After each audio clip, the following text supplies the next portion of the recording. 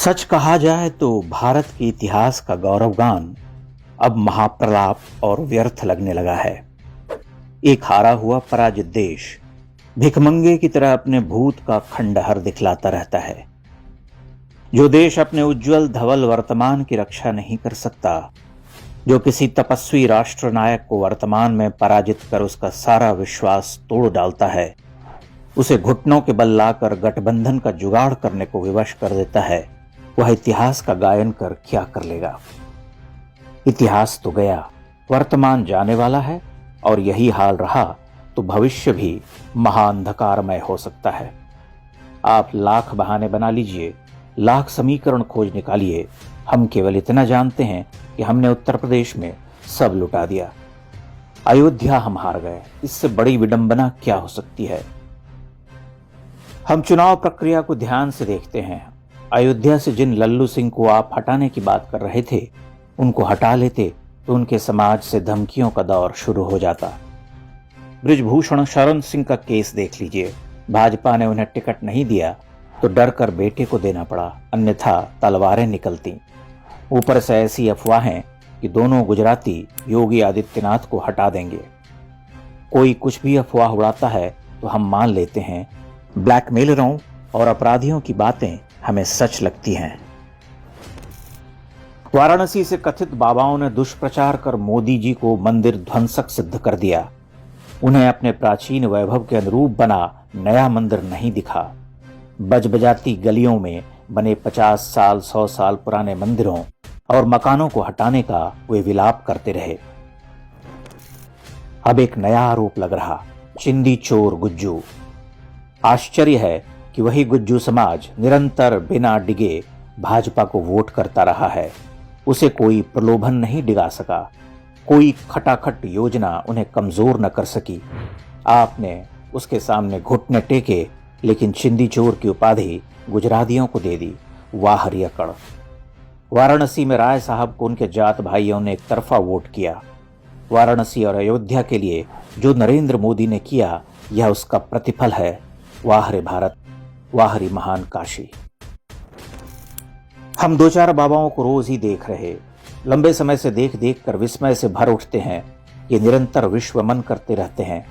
नरेंद्र मोदी जैसे तपस्वी और एक मरे हुए देश को स्वाभिमान के धरातल पर खड़ा करने वाले अक्खड़ पुरुषार्थी के लिए अपमानजनक शब्दों का प्रयोग करने वाले और लगातार बड़ी संख्या में अपने चेले चपाटियों की बुद्धि को भ्रष्ट करने वाले ये बाबा अपने ही धर्म और सभ्यता के साथ कितना बड़ा अपराध कर रहे, संभवतः वे स्वयं नहीं जानते। राम मंदिर निर्माण से लेकर प्राण प्रतिष्ठा तक ये हर दिन गाली गलौज करते रहे। न तो इतिहास बोध न शत्रु बोध, वे वैदिक काल के सपने दिखला रहे। हास्यास्पद, मूर्खता की पराकाष्ठा।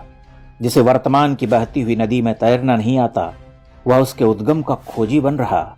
ये अकड़ आत्मघाती नहीं तो और क्या है। हमारा बड़ा स्पष्ट मत है कि ऐसे किसी समुदाय को राजनीतिक प्रतिनिधित्व नहीं मिलना चाहिए जो हिंदू और भारतीय होने से अधिक ब्राह्मण, ठाकुर और भूमियार जैसी पहचानों में जी रहा हो। नरेंद्र मोदी के उदय के साथ तथा कथित पिछड़ी जातियों से एक आशा जगी थी, लेकिन लगता है उन्हें भी बहकाना और भ्रमित करना कठिन नहीं है। जो स्वयं को दलित कहते हैं, वे उसी दल को वोट दिया है जिसके राज में उन पर सबसे अधिक अत्याचार हुए। हम देखते हैं कि बड़ी संख्या में हिंदू ही नरेंद्र मोदी को गाली देते हैं, उन्हें धूर्त शातिर गुज्जू कहते हैं, उनकी जाति पर टिप्पणी कर मलिन करने के प्रयास करते हैं।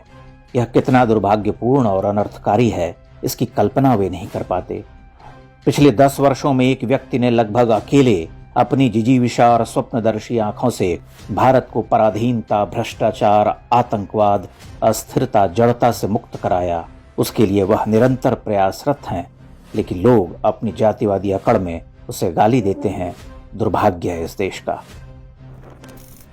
आप ओबीसी और अनुसूचित जातियों और जनजातियों को लाख गरिया दें, परंतु उन्होंने बहुत कुछ सहकर बहुत शीघ्रता से स्वयं को सनातन की मुख्य धारा से जोड़ा है। आज अगर वे किसी प्रलोभन अथवा जात पात के चक्कर में भटके हैं तो सवर्णों ने अपने स्वर्णिम इतिहास से क्या दे दिया। वे तो उनसे भी अधिक शोषक, स्वार्थी, विध्वंसकारी, घोर जातिवादी निकले। उत्तर से दक्षिण तक यही पैटर्न है। जिस अन्नामलाई ने अपना हाड़ जलाया, उसे चोल साम्राज्य के कथित वंशजों ने उसी घटिया डीएमके के आगे मलिन कर डाला। यह देश किसी नरेंद्र मोदी को डिजर्व नहीं करता, कभी नहीं। इस देश के लिए कांग्रेस और उसकी समान धर्मा पार्टियों के नेता ही ठीक हैं।